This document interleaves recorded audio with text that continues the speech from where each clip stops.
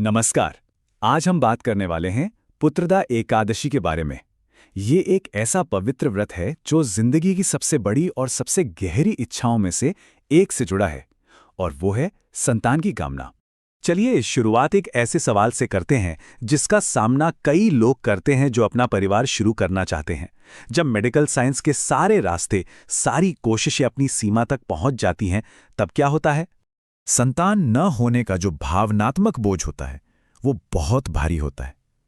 ये एक ऐसी खामोशी है, एक ऐसा दर्द है जिसे शायद वही समझ सकते हैं जो इस दौर से गुजर रहे होते हैं।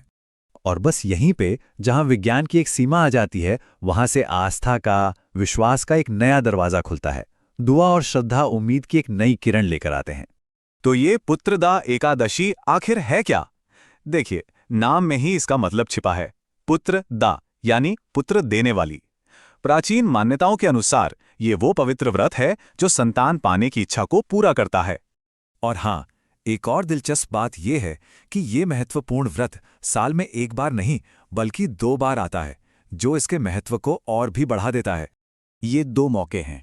पहला श्रावण पुत्रदा एकादशी, जो सावन के महीने में आती हैं, और दूसरा पौष पुत्रदा एकादशी, जो सर्दियों में पौष के महीने में पड़ती है।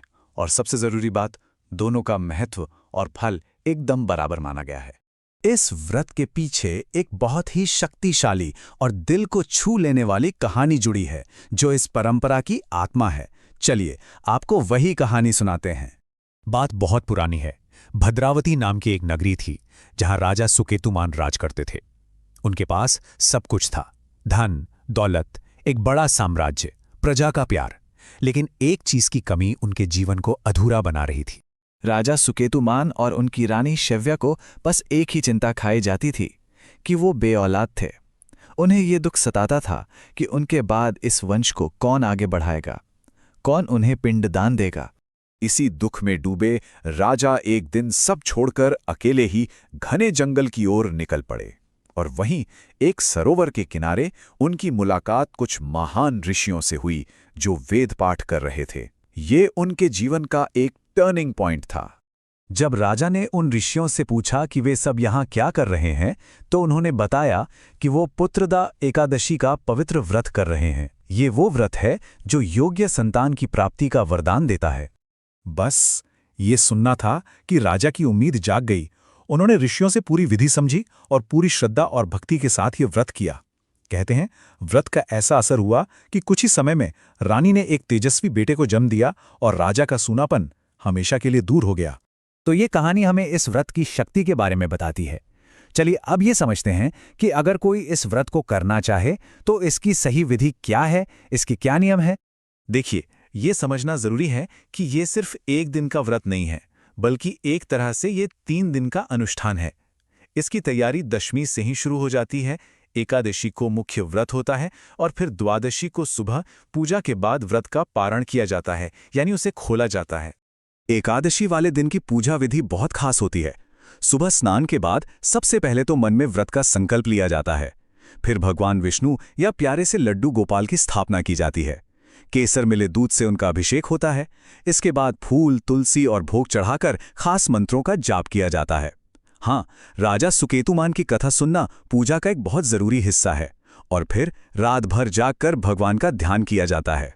अब कोई भी व्रत हो, उसकी सफलता इस बात पर निर्भर करती है कि उसके नियमों का पालन कितनी श्रद्धा से किया गया है। तो चलिए अब उन खास नियमों पर ध्यान देते हैं जो इस व्रत के लिए बहुत जरूरी हैं। इस व्रत का सबसे अहम हिस्सा है ये शक्तिशाली संतान गोपाल मंत्र। इसका सीधा सा मतलब है, हे देवकी के पुत्र, हे गोविंद, हे जगत के स्वामी, मैं आपकी शरण में हूं, मुझे संतान प्रदान करें। माना जाता है कि पूजा के दौरान पति पत्नी को साथ बैठकर इस मंत्र का जाप करना चाहिए। तो व्रत के दौरान क्या क्या करना चाहिए? अगर सेहत साथ दे तो निर्जला यानी बिना पानी का व्रत सबसे अच्छा माना गया है, वरना फल और दूध पर भी व्रत रख सकते हैं। पूजा में तुलसी का इस्तेमाल जरूर करें, पर याद रखें कि तुलसी के पत्ते एक दिन पहले ही तोड़ लें।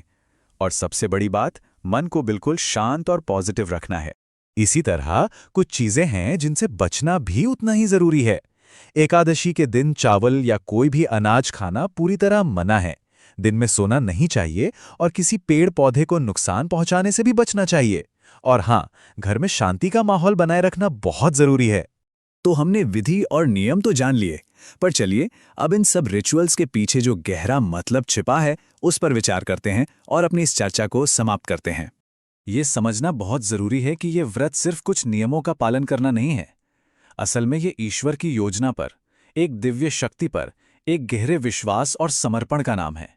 ये व्रत इस यकीन का प्रतीक है कि जहां इंसान की सारी कोशिशें खत्म हो जाती हैं, वहीं से एक दैवीय शक्ति ऐसी नई शुरुआत कर सकती है जिसके बारे में सोचा भी नहीं जा सकता।